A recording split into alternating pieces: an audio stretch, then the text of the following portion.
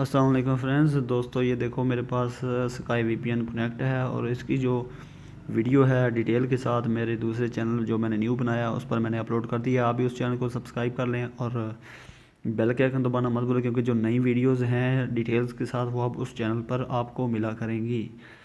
तो स्पीड भी आपको दिखा देता हूँ कि ये स्ट्रिक से कितनी स्पीड आ रही है। बहुत से लोग उसको यूज़ कर रहे हैं।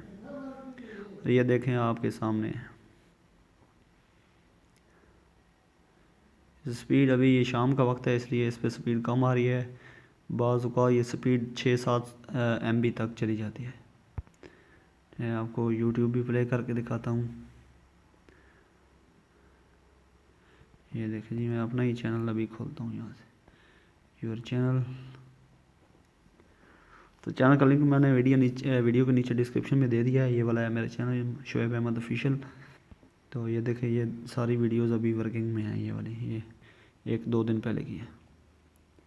तो आप इस चैनल को सब्सक्राइब कर लें तो इंशाल्लाह आपको बहुत फ़ायदा होगा।